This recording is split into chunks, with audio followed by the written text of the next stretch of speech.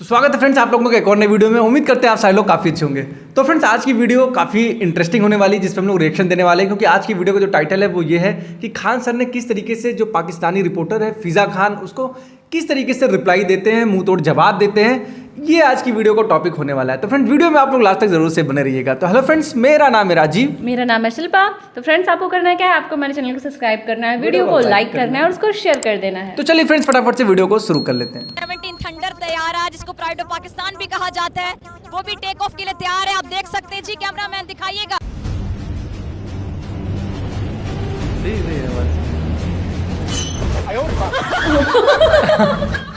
मेरे तो एल लग गए।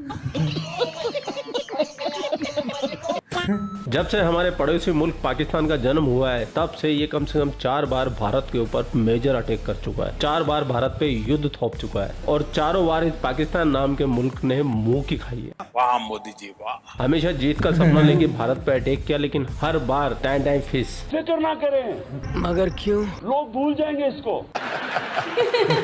और सबसे कमाल की बात तो ये है कि अपनी हार को स्वीकारते नहीं है, बल्कि ये कहते हैं हम जीत गए थे, हम जीते थे। हमारे पास था जज्बा ईमानी, उस जज्बा ईमानी की वजह से हो गए थे, जो टैंक छोड़कर वो भाग गए थे, वो टैंक आज हमारी कस्टडी में, पाकिस्तान की कस्टडी में नहीं चलेगा कि ये सब कुछ प्लान पाकिस्तान ने किया था और जानबूझ के ये करवाया गया था। और यही गलतफहमी एक पाकिस्तानी पत्रकार है फिजा खलीफा, उसने पाली हुई है। पाकिस्तान ने भारत को धूल चटा दी, पाकिस्तान ने भारत को शिकस्त दो चार किया। मैं श्योर हूँ इस बात पे, मुझे श्योर है कि पाकिस्तान जीता। नहीं चलेगा। अल्हम्दुलिल्लाह हम पाकिस्तान इंडिया से 1965 में जीते थे। पाकिस्तान में आज भी जंग आपस में लड़ी जा रही है।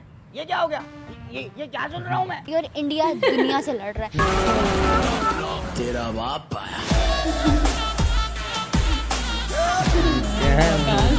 और पाकिस्तान तो पूरी दुनिया के अंदर झूठ बोलने में माहिर है। इनकी तो कोई मिसाल ही नहीं है पूरी दुनिया के अंदर, कोई ऐसा शख्स हो जो इनके बराबर का झूठ बोल सके। कतई नहीं है भैया, कतई नहीं है। 1965 की जो जंग थी, अफवाज पाकिस्तान ने वो बड़ी खुश इखलाकी से और जुर्तमंदाना अंदाज से जीती। इनका कोई सानी नहीं है झूठ बोलने में। क्या था, पाकिस्तान ने हिंदुस्तान को उकसाया था। नहीं, मैं इस बात को नहीं मानती कि पाकिस्तान ने उकसाया हो। 1965 की वार को लेकर पाकिस्तानी पत्रकार फिजा खलीफा ने करे बड़े बड़े दावे, ऊंचे दावे, और आज वो पहुंच भी गई है एयरपोर्ट्स के अंदर। अच्छा, आज हम मौजूद हैं पाकिस्तान एयरफोर्स की एक ऑपरेशनल बेस पर। लेकिन फिजा खलीफा का मुंह काला करेंगे हमारे खान सर, जो फिजा खलीफा को बताएंगे सच क्या है और झूठ क्या है। आतंकवादियों को माफ करना या ना करना ये ऊपर वाले का काम, लेकिन आतंकवादियों को ऊपर वाले तक पहुंचा देना ये इंडियन आर्मी का काम।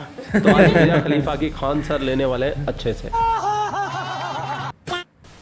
और आज हम आपको बहुत कुछ यहाँ से दिखाएंगे। उससे पहले ज़रा 1965 के हवाले से मैं बात करना चाहूँगी। 1965 में जो पाकिस्तान को बने हुए 18 साल हुए थे, यानी 2 डेकेड्स पूरी नहीं हुई थी, तो भारत जो कि पाकिस्तान के वजूद को हजम नहीं कर पा रहा था, भारत की आंखों में खटकता था पाकिस्तान का वजूद, तो भारत ने पाकिस्तान पे हमला करने की कोशिश की, पाकिस्तान को मैली आंख से देखने की कोशिश की। और हमारा मुल्क जो कि अगर हम देखें फ़ौज के लिहाज से कि हमारे पास तादाद उतनी ज़्यादा नहीं थी जितनी भारत के पास थी। भारत ना सिर्फ रकबे में बड़ा ऐड आ गया, ऐड के बाद इनका झूठ सुनते हैं। क्या हुआ, कहाँ जा रहे हैं? में बड़ा मुल्क था, बल्कि भारत के पास फौजियों की तादाद ज़्यादा थी, भारत के पास इक्विपमेंट बहुत ज़्यादा था, भारत के पास पैसे थे, भारत के पास बजट था। लेकिन हमारी फौजियों की तादाद बेशक कम थी, हमारा बजट कम था, हमारा इक्विपमेंट उतना ज़्यादा नहीं था, लेकिन हमारे पास था जज्बा ईमानी। उस जज्बा ईमानी की वजह से पाकिस्तान ने भारत को धूल चटा दी, पाकिस्तान ने भारत को शिकस्त दो चार किया, पाकिस्तान ने भारत को शिकस्त दो चार किया। Are you comedy?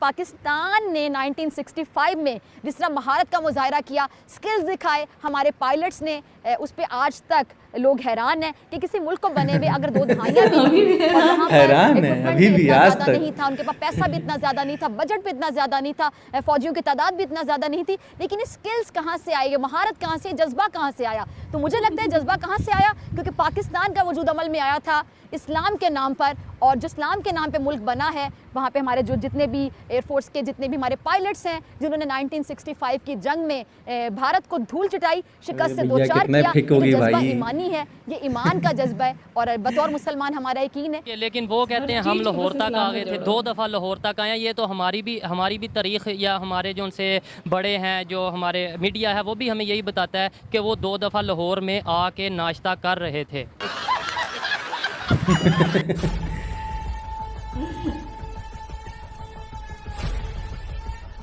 अब पाकिस्तान को लगा कि भारत जो है 1965 के युद्ध में बहुत बुरी तरह से हारा हुआ है, यही 62 के युद्ध में बहुत बुरी तरह से क्या हुआ है, हारा हुआ है। यही मौका है किस पर हमला करने का, भारत पे। फिर से होगा गजवाए हिंद।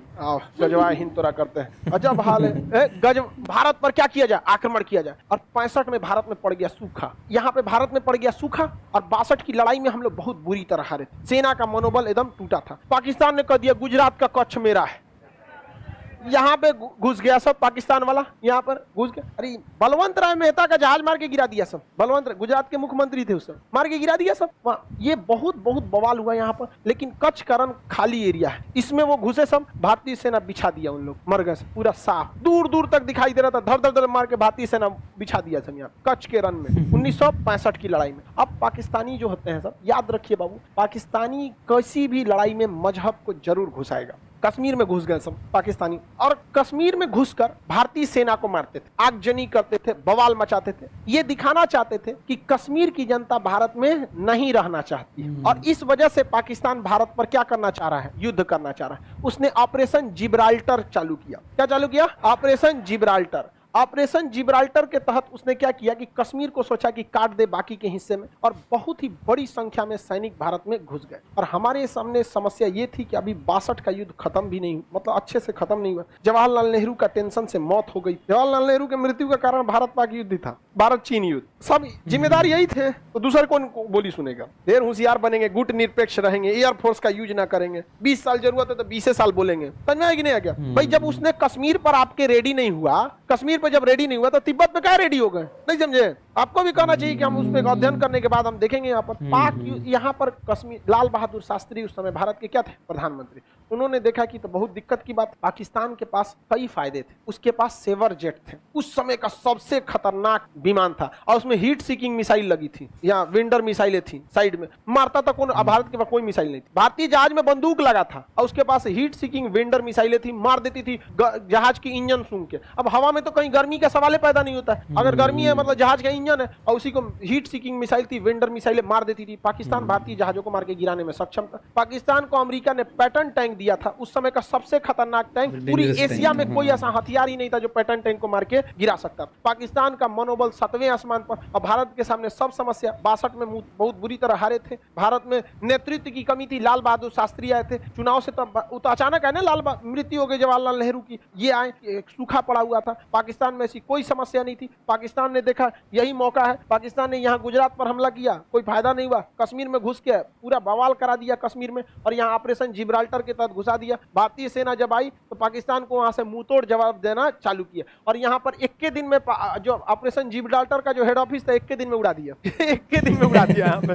वहाँ ऑपरेशन जिब्राल्टर की इनकी हवा निकल गई, पाकिस्तानी सैनिक भागने लगे थे यहाँ से। तो यहाँ हमारी थल सेना ने बहुत ही बहादुरी का परिचय दिया, लेकिन यहाँ पर उसकी एयरफोर्स भारी पड़ गई। एयरफोर्स के जहाज जो थे उसके, उसमें ना मिसाइलें लगी थी, और मिसाइल खुद ढूंढ के मार देती है। अब बंदूक में क्या है, मशीन गन लगा है, जहाज को टेढ़ा करना पड़ेगा, इससे करके मारना बहुत मुश्किल हो जाता है। और उसकी दुनिया की सबसे खतरनाक जहाज एस-4 नहीं था सर उस समय, तो अभी भी नहीं आया है, रेडी नहीं हुआ, अभी आ रहा है। क्या बात करते हो? उस समय टेक्नोलॉजी भी नहीं थी, एस-4 तो दुनिया में कहीं नहीं था। तो उसके बाद वेंडर मिसाइलें थी, मार देती थी, धाए से कोई जहाज नहीं उड़ता था उसके आगे, डर के मारे। हमारे पास सबसे घटिया जहाज उस समय का नाट विमान था, नॉट विमान था। उसके पास Sabre jet, star fighter, Sabre jet, उस समय का सबसे उन्नत जहाज, और उसमें हीट सीकिंग मिसाइल, वेंडर मिसाइलें लगी थी। हमारी जहाज मार के गिरा दिया, उड़ने नहीं दिया। हाँ तो तब हो गया श्रीनगर एयरबेस पे आके बम मार के चल गए। तब क्या किया जाए? तो भारतीय सैनिक भी कहाँ जुगाड़ लगाया सब। इसने कहा एक काम करते हैं, पाकिस्तान के जो सेवर विमान है इनको हम लोग चकमा देते हैं। इन्होंने क्या किया, अपने नाट विमानों को बहुत ही हाइट पर उड़ाया, बहुत ही हाइट पर उड़ाया। किसको?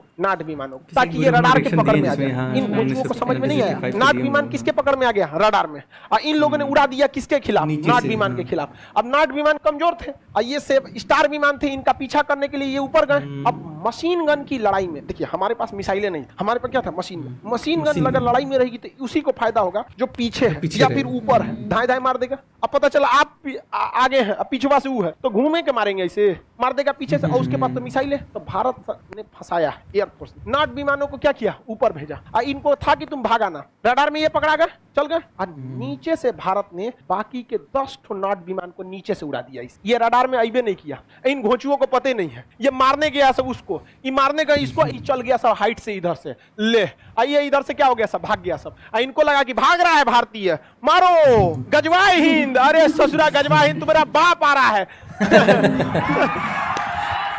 भारतीय सेना, वायुसेना के नाट विमानों ने उस समय के सेवर जेट विमानों को इस तरह से मारा कि पाकिस्तानी एयरफोर्स ने कहा कि सेवर जेट विमान अब उड़ान नहीं भरेंगे। लो समझे तो नहीं, इसे कहते हैं खौफ क्या होता है यहाँ पर, और ये हमेशा से होता रहा है। अमेरिका में कमेटी बैठाई गई कि नाट विमान कैसे मार दिया रे उसको, स्टार विमान, नाट विमान, यही होते रहेगा। अब समस्या समझिए, उस चोटों के पास बहुत दुविधा थी, अगर वो इसके खिलाफ उड़ान नहीं भरेगा तो ऑलरेडी ये हाइट पे है, मार देगा, और उड़ान भर रहा है तो ये घेर के मारेगा, जाओगे कहां, समझे तो नहीं, दोनों हाथ में, आगे खाई पीछे कुआं, मरोगे यहाँ पे। एयरफोर्स उसकी चौपट हो गई, और इतना बेहतर, शुरुआत में हमारी एयरफोर्स चौपट हुई, इसलिए हमेशा याद रखिएगा, हथियार मायने नहीं रखता है, चला कौन रहा है ये मायने रखता है। आज भी दुनिया, आज भी सबसे विश्वसनीय जहाज, दुनिया में सबसे ज्यादा लड़ाई लड़ा है F-16 जहाज, ये अब बहुत मॉडर्न जहाज है, अमेरिका का ही दिया है। और सेवर जेट भी किसका दिया था, अमेरिका का ही। और स्टार विमान भी किसने दिया था, अमेरिका ने। Heat seeking missile America, vendor missile America, धो दिया यहाँ पर। F-16 अभिनंदन लेके गए थे MiG-21, इसे उड़ता हुआ ताबूत कहते हैं, दुनिया का सबसे पुराना जहाज है, झड़ गया इसका पेंट टोंट भी, लेकिन इससे मार दिए किसको, F-16। अरे इसमें एक को इंजन है ना, इंजन में फेल हो गया था इनका, स्टाल पोजीशन कहते हैं, बहुत ज्यादा हाइट कर देते जहाज, स्टाल कंडीशन में चला जाए, इंजन फेल हो जाता है, इसलिए इनके ऊपर मिसाइल हिट कर गई, अदरवाइज मिसाइल हिट नहीं करती, डबल इंजन रहता तब। और दूसरा विमान भी है 1980 का, आपके पास 1980 का मोटरसाइकिल है, क्या हाल होगा। लेकिन हिम्मत देखिए उस आदमी का कि लेके उड़ गया, और किसको मारने के लिए, मारियो दिया उसको, वो तो दूसरा का आके ना मार दिया यहाँ पर। और दूसरी बात, वो पाकिस्तान की टेरिटरी में थे, हिम्मत देखिए, उन सब के पास इतना उन्नत जहाज होने के बावजूद यहाँ नहीं आए, दौड़ा दिए वहां पर। अरे वो तो गलती हो गया ना, सुखोइया पीछे था, सुखोई 30 MKI थोड़ा सा पीछे था, नहीं तो उनका सोचो लाहौर में घुस के उनको तबाही मचा के आता। तो 65 की युद्ध में एयरफोर्स ने क्या कर दिया, धावा बोल दिया, और भारतीय सैनिक तो मनोबल आगे था ही। अरे भाई एयरफोर्स के चक्कर में ना भारतीय सैनिक आगे नहीं बढ़ रहे थे। जब एयरफोर्स ने भारतीय सेना को कहा कि आप टेंशन मत लो, उनकी एक जहाज नहीं उड़ेगी, तो भारतीय सेना अगले दिन लाहौर पहुंच गई। लाहौर पहुंच गई थी, और लाहौर के स्कूल पर पाकिस्तान का झंडा हटा के और वहां तिरंगा झंडा लहरा दिया गया था। ये हकीकत है। भैया आप लोगों के पास जितने भी टिश्यू पेपर वगैरह हो, सब फिजा खलीफा के लिए रिजर्व कर लीजिए, क्योंकि जब भी ये फिजा खलीफा इस वीडियो को देखेगी तो वो जरूर कोने में बैठ के सूखेगी, रोएगी, बिलबिलाएगी। बात तो सही है। तो फिजा खलीफा जी इतना झूठ मत बोला कीजिए, जो सच हो उसको स्वीकार कर लेना चाहिए। और आप लोगों को क्या विचार है फिजा खलीफा के झूठ और प्रोपेगेंडा के ऊपर, उसके लिए आप कमेंट सेक्शन आपका ही है, पहल दीजिए फिजा खलीफा को। आप लोग अपना ख्याल रखिए, आपका भाई आपके लिए पाक मीडिया से रिलेटेड वीडियो लाता रहता है। जय हिंद, वंदे मातरम, जय श्री राम, जय श्री राम, जय श्री राम, जय श्री राम। तो भाई हम लोग का तो यही रिएक्शन होगा वीडियो को लेकर कि यार सही बात है, इतना झूठ मत बोलो यार, ठीक है। अगर जो चीज़ पूरी दुनिया जानती है, कम से कम उस चीज़ पे तो झूठ मत बोलो, है कि नहीं। ये तो इनका जो जीएस है सिर्फ किसी नॉलेज के काम में नहीं आता, बस वो जोक करने के काम में आता है। मतलब ना इतना ज़्यादा इन लोग को मतलब रहता है बोलना, कुछ भी बोल देते हैं ये लोग, रियलिटी से कोई मतलब नहीं।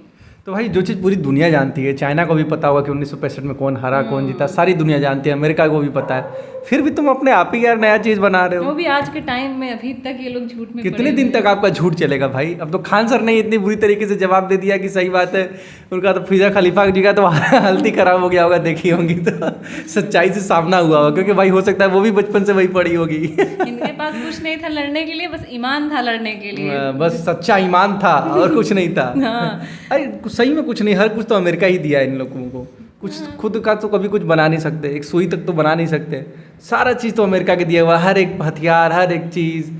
तो भाई क्या कर सकते हैं उसमें, हम लोग के पास है, लेकिन कुछ हम लोग भी बनाए, जैसे ब्रह्मोस मिसाइल है, कई सारी मिसाइलें हम लोग की खुद की भी है, कुछ रसिया से भी आती है।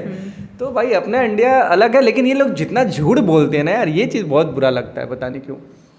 तो भाई ये थी आज की वीडियो की, बहुत ज़्यादा बात करने लायक नहीं है। आप लोगों ने देखा, खान सर खुद ही सारा जवाब दे दिए। आप लोग का इस वीडियो के बारे में क्या कहना, आप लोग कमेंट जरूर से करें। एंड हम लोग मिलते हैं किसी और नई वीडियो में, तब तक के लिए जय हिंद, जय भारत।